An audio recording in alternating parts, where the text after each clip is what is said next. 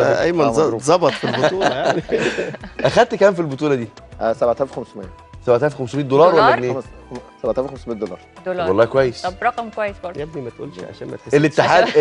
الاتحاد بيخش له فلوس ولا؟ عايز اقول لحضرتك حاجه، يمكن اكمل بس الجزئيه اللي ايمن اتكلم فيها، ان رياضه البولينج هي في الاساس ريكريشن، رياضه ترويحيه هايله جدا محببه الى النفس. احنا كاتحاد بنتابع كل صالات البولينج من خلال عيون لينا او كشافين. اللي بيتميز في الولاد اللي بيلعبوا سبورتس في الأور او رياضه للجميع، بناخدهم بنعمل لهم مراكز بولينج مجمعه من خلال الاتحاد، وبنبتدي نضمهم للمنتخبات الوطنيه وبيبقوا خاضعين للرقابه الفنيه. طب منى فين بقى في الموضوع ده؟ لا ده منى كان المفروض تشوفها من زمان. انا جايه يا دكتور على فكره. طب دكتور، ايه الحاجات اللي ناقصه الرياضه دي، وان انت بتطالب بقى بيها تدخل بقى الحكومه ووزاره الشباب والرياضه ان هي تتدخل معاك علشان يعني ايه نتفاداها؟ الحقيقه احنا الدعم بتاع الاتحاد بيجي من وزاره الرياضه. طبعا دعم بسيط جدا لا يتجاوز 200,000 جنيه عشان ابعت 200,000 جنيه في ايه؟ 200,000 جنيه في السنه. 200,000 جنيه في السنه عشان تنظمي اكتر من 5-6 بطولات انت هنا محليه، وتشاركي في 3-4 بطولات دوليه عشان توفري الاحتكاك للاعبين بتوعنا، عشان يبقى ليهم تصنيف زي ما احمد بيه قال. طبعا عايزه دعم غير عادي. ده من ضمنها برضو بطوله الجمهوريه والبطولات الجمهوريه وكاس مصر وشرم الشيخ والغردقه، احنا بنعمل في كل محافظات كل ده بال 200,000. فاحنا بنحاول من خلال حضراتكم وبنسافر كمان بال 200,000. ان احنا انتوا بتدوا مرتبات برضو للناس؟ ده غير حضرتك مرتبات موظفين الاتحاد. فاحنا برضو كل ده ب 200,000 جنيه. فعايز بس فكرتني بمسرحيه عم ايوب. ايوه والله. لا بس عايز اقول لحضرتك، احنا كاتحاد الحمد لله يمكن قبل الاحداث الاخيره قدرنا من خلال اعضاء مجلس الاداره ورئيس مجلس الاداره اللواء احمد نصر ان احنا قدر الامكان نجيب سبونسرز يرعوا المنتخب. طب كويس والله، دي حاجه ده مهمه. كان الفكر ان احنا كنا حاطينه ان احنا برضو ما نثقلش على كاهل الدوله. طب ده مسؤوليه مين؟ مسؤوليه الاتحاد. طيب وعمل ايه في الجزئيه دي؟ احنا كنا الحمد لله نجحنا ان اي بطوله بننظمها بيبقى ليها عائد او مردود على الاتحاد كمان. لكن بعد الاحداث الاخيره طبعا المعلنين حصل فيهم شويه مشاكل مع الاحداث الاخيره، فلجأنا الى الدعم من وزاره الرياضه، ولقينا مسانده الحقيقه من وزاره السياحه ووزاره الرياضه، بالاضافه الى بعض برضو المعلنين. فالبطوله الحمد لله شالت نفسها. طارق مظلوم فين دلوقتي؟ بيلعب ما بيلعبش؟ كان هو اخذ البطوله دي اعتقد في 2006. وطارق مظلوم الحقيقه هو الاسيستنت للمدير الفني دلوقتي، يعني اعتزل اللعب؟ لا هو الحقيقه بيلعب الى الان يعني.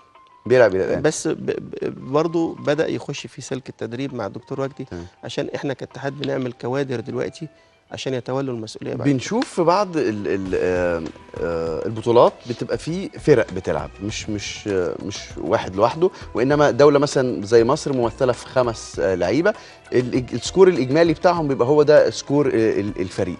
هل مصر شاركت في النوعيه دي من البطولات قبل كده ولا لا، او حققنا مراكز ولا لا؟ الحقيقه هي بطوله او لعبه البولينج عموما هي لعبه فرديه جماعيه. يعني بطوله سينا دي بطوله فرديه، اللعيب بيبقى لوحده. لكن احنا ممكن نلعب زوجي، ممكن نلعب ثلاثي، ممكن نلعب رباعي، ممكن نلعب فرق اللي هو الخماسي او 5 لاعبين بيبقوا عليه. فانت في بطولات بتنظم من قبل الاتحاد المعني بتنظيم البطوله سواء فرديه او جماعيه. معايا حضرتك؟ فوارد انك تشارك بفرق حسب تنظيم البطوله او حسب القائمين على تنفيذ البطوله نفس البطوله. اقوى بطوله في العالم للبولينج كاس العالم طبعا. كاس العالم شاركنا فيه ولا لا؟ احنا بنشارك على طول، بنشارك في كاس العالم على طول، بس ما حققناش مراكز ولا؟ لا بنحقق طبعا مراكز، بس بنبقى بعيد شويه عشان الاحتكاك. يعني بمعنى ايه؟ يعني ما انا بقول لحضرتك، يعني دول الخليج بيصفر اللعيب، بيطلع من البطوله يروح لبطوله، بيطلع من البطوله فمستواه. لا حضرتك بتقول بعيد شويه عشان الاحتكاك. عشان الاحتكاك مع مش كتير، ما بتشاركيش بولادك. يعني يمكن ايمن مسافر مثلا 2-3 لكن لما تشوفي ابطال الخليج هم ابطال العالم فعلا، بيسافر حوالي 20 أو 30 مره في السنه بطولات، سواء بطولات مفتوحه او بطولات مقرره من الاتحاد الاسيوي او الدولي.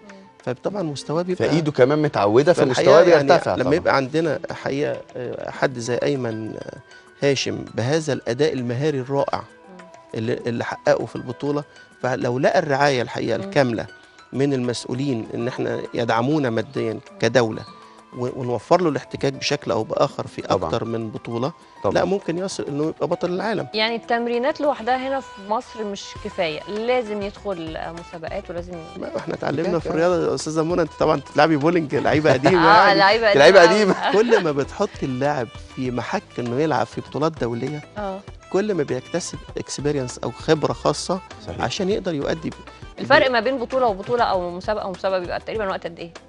لا ده في بطولات بتتنفذ كل شهر كل تقريباً. شهر. اه سواء في الاتحاد الاسيوي او الاتحاد الدولي او الاتحاد او بطولات مفتوحه. طب كابتن ايمن، هل في اللعبه دي فيها احتراف ولا ما فيهاش احتراف؟ وهل في انديه بره مصر مثلا ممكن تشوف لاعب يوم متميز قوي في البولينج زي في كره القدم كده، ولا لا ده ما يعني؟ ما احنا الاول احنا عايزين نشهر اللعبه عشان يبقى فيها احتراف.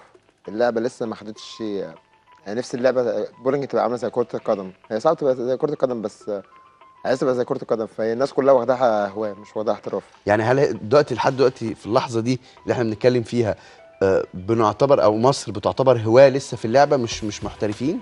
هو مش حكايه هوايه، احنا كمنتخب احنا لعبتنا حلوه جدا. حلو. بس ما الاحتكاك جالكمش بس عقود بقى؟ هو الاحتكاك بس هو اللي فارق معانا، ان احنا نسافر هنا ونسافر هنا. يعني اي لاعب دولي او اي لاعب عربي بيخلص مثلا بطوله سينا هيروح على بطوله كمان اسبوع كمان اسبوعين بالظبط، ممكن ما يشوفوش يعني ما يشوفوش اهلهم اسبوع واحد في السنه من سفريه لسفريه. طب انت السفريه الجايه امتى؟ هو لسه، بس انا كلمت فيها رئيس الاتحاد المصري للبولينج وقال لي هنشوف كده اذا كنت اسافر لك ولا لا في بطوله في شهر 8 بطوله العالم. بطوله العالم هتبقى في روسيا. شهر 8. هتكون موجوده هتتعمل في روسيا؟ كل وان 3 شاء الله شهور. وان شاء الله مسافرين اكيد المنتخب بطوله عربيه في الامارات ان شاء الله. في شهر 10 ان شاء الله. يا في شهر 10 يعني احنا عندنا مسابقه في شهر 8 وعندنا مسابقه بطوله العالم في شهر 8 وبطوله العربية. العربيه البطولة العربية في الامارات في شهر 10 في شهر 10. انا اتمنى ان يبقى في برضو نقدر نقول وكيل اعلامي يقدر يطلع معاكم ويصور معاكم، لان ده يفرق برضو في الدعايه.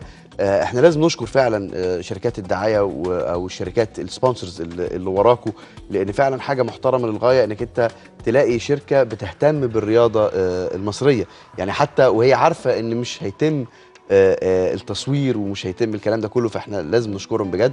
واتمنى ان يبقى في وكيل اعلامي او اعلاني يكون يسافر معاكم في البطوله دي ويمثل مصر زي ما انت رافع كده دايما اسم مصر. دكتور احمد، البنات بقى اخبارها ايه في اللعبه؟ لا الحقيقه دي بطوله كان فيها برضو سيدات مشاركات من مصر. والحمد لله كان عندنا اللاعبه علياء اسماعيل، علياء اسماعيل لاعبه المنتخب الوطني، يعني كانت ضامنه ميداليه لحد اخر رميه في الجيم الاخير. ده كان حظ بقى ولا يعني هي كان في لاعبه تايلانديه في الاول وكان في 3 لاعبات بيتنافسوا مع علياء كان ترتيبها الثالث، فالثلاثه دول بيلعبوا جيم واحد اللي بيتميز فيه بيطلع عشان يلعب على الاول والثاني. فعلياء كانت سابقه الثلاثه اللي بتلعب مع الاثنين اللي بتلعب معاهم لحد اخر رميه في الجيم، ولو كانت جابت السرايا كانت دخلت لعبت على ميداليه ذهب او فضه. هي دي بقى اللي ايمن كنت هي بقى دي الاستراكايه اللي بتفرق. هي دي الاستراكايه اللي بتزعل. دي اللي خسرتها. دي اللي بتزعل بقى. ده عياط ده. فالحمد لله هي فعلا باكت بعد المباراه، لكن طبعا اوحش واحده كانت بتلعب فيهم هي اللي خدتها البطوله. اوحش واحده كانت بتلعب اللي اخذتها البطوله. سبحان الله. كانت ماشيه وحش وكل شويه تجلي فريمات تجلي فريم. الحظ برضو عليه عامل كبير. اخر 4 فريم مفيش شك طبعا.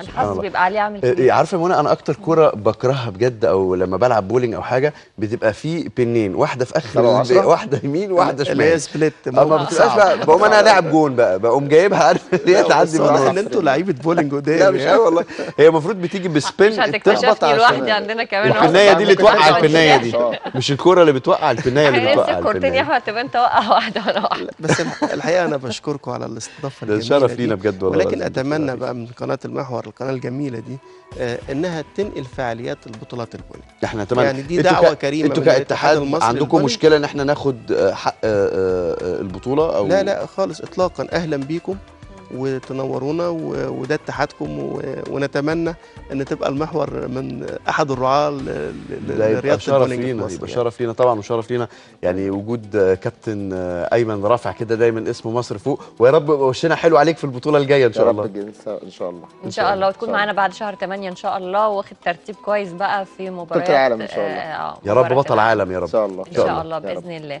طيب بشكر الدكتور احمد عفيفي نائب رئيس اتحاد البولينج المصري، بشكر حضرتك فندم على تواجدك معانا وصباح الخير.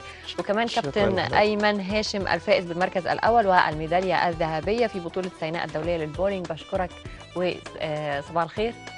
وبعد شكرا على الفاصل يا وجودكم معانا. أحمد. بعد الفصل يا منى بصراحه في حاجه خطيره للغايه، احنا بنتكلم دايما عن مصر وعن تاريخ مصر، وازاي ان تاريخ مصر ده تاريخ مشرف للغايه. في ناس بتحاول تبيع التاريخ ده لحد اللحظه دي. امتى هيقف بيع الاثار المصريه في الخارج؟ هنتكلم ان في ويب سايت كان معروض عليها اكتر من 58 قطعه اثريه، طلع وزير الاثار وقال احنا منعنا البيع وده مش حقيقي ومعانا الدلائل. هيرد على كل الكلام ده الاستاذ بسام الشماع وهو عالم المصريات بعد الفاصل.